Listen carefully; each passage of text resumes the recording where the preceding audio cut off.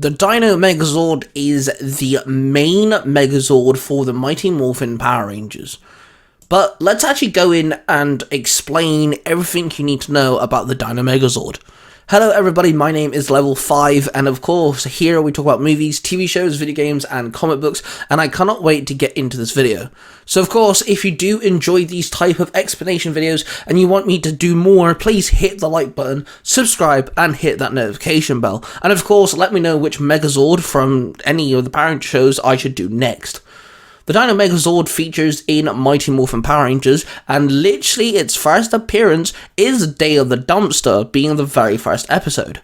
The Dino Megazord is a very colourful Megazord with reds, blacks, yellows, whites, blues, and of course pinks thrown in there.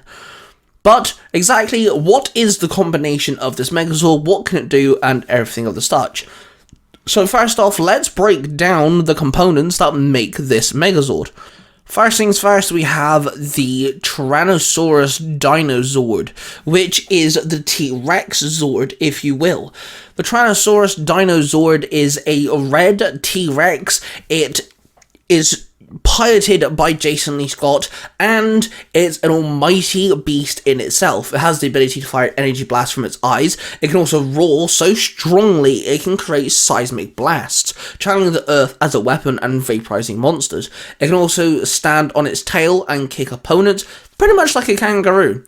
The Tyrannosaurus remains underground whilst not in use, and can be remotely controlled by Jason should he need to pilot the Dragon Zord in its battle mode or something else.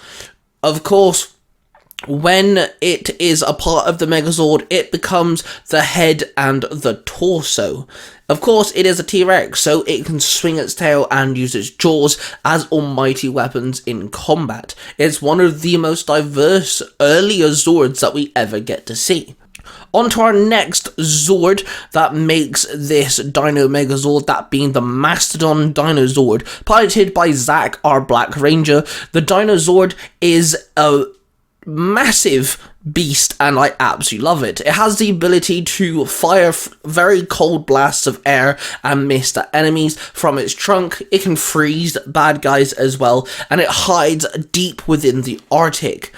Now, when it does combine to make the Megazord, its body is formed as the back and arms for the Megazord, and it's still one of the most unique usages of a Zord becoming a part of the Megazord.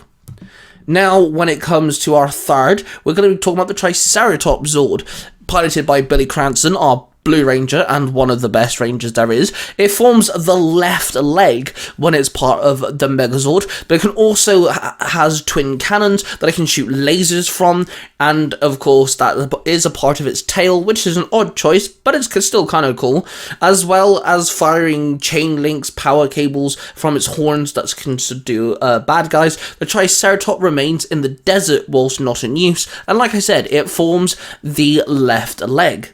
Well, of course, with the left leg, you do need a right leg, and that is the Saber-toothed Tiger Dinozord. Piloted by Trini, our Yellow Ranger, it has the ability to use its claws and its fangs whilst in battle, and it can shoot large lasers from its tail cannon, very similar to Triceratops of course, but it is primarily used with its fangs. This Zord is of course a very fast beast and does a lot of running, and its hiding place is deep within a jungle. And like I said, this is the right leg of the Dino Megazord. Then, of course, last but not least, we're going to be talking about the Pterodactyl Dinozord. This is piloted by Kimberly, our Pink Ranger. It is formed as a chest plate for the Megazord. This is actually a very peculiar Zord because, realistically, it's not really needed. It's just a chest plate. Take away the Pterodactyl, you still have a Megazord already built. This is just added armor, so to speak. Now, individually, the Pterodactyl Zord does have the ability to shoot out lasers, which kind of looks like lightning, and of course, it is the only Dinozord capable of flying, because of course it has wings, and this Dinozord submerges in a volcano for hiding purposes, which also erupts every time it flies, so you can question what happens to the lava and stuff. You know, that's a different video in itself. Now, with all 5 of these Zords, they do combine into the Dino Megazord. As I've already stated, you know, the T-Rex is the body and the head, the Mastodon is the arms, one leg is the Triceratops, one leg being of the saber-toothed tiger, and then the Pterodactyl is simply nothing but a chest plate. And of course, this is the first Megazord we ever get to see from Power Rangers itself. But there is something else that these Zords can do. We'll get into the Megazord in just a moment, because it does have a tank mode.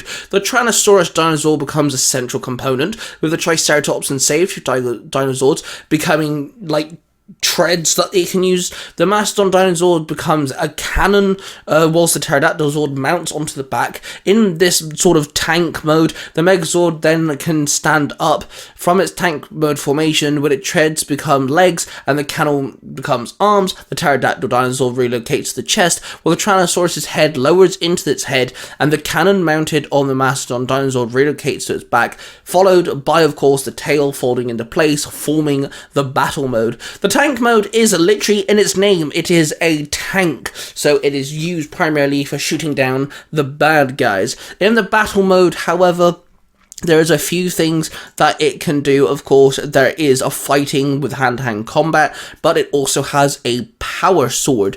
The power sword is sometimes referred to like the Megazord, or Mega Power Sword, it depends. But the sword not only gave the Dino Megazord an advantage in battle, but it also can be a power source, you know, when things are unavailable. The sword is also there to perform is a very powerful finisher move, which is absolutely awesome. It looks very cool, you know, on screen. So the Megazord itself, couple fun facts for you. The Megazord itself, using the power sword, destroyed a total of 20 giant monsters within the first season, including the pilot episode. There have been 3 variations of this move. The first is a diagonal slash from top left to corner bottom right, the most common used one. The second one is an upward vertical slash from bottom left to top right corner, and then third is a horizontal slash, which we ever see from left to right. So there's some fun facts for you guys. The power sword usually, when powering up, when it's held up into the air, lightning will strike it, the background goes red, and the sword will glow, which is pretty darn cool. So what else can this Zord do? Well, the Megazord does have a cranial laser. This is very ever rarely used, but I still think it's very cool and should be mentioned. It does fire like a lightning laser beam from the forehead crest on its head, which is very strange but still kind of neat. It's only used like one time, I think, to defeat Pine Octopus or whatever it was called. Then, of course, that it does have a defense. It has a mammoth shield. The head of the Mastodon Dinosaur can be used as a shield, which, of course, complements the power sword, giving him, you know, sword and shield. This, however, was only used 3 times. And the first time was green with evil, which is actually kind of funny. So this Zord has many appearances from season 1. You know, it goes all the way through season 1, but of course in season 2 they do get upgraded, but that Megazord is for a different video. So let's just quickly dive into other variations and other places that we do get to see this Zord.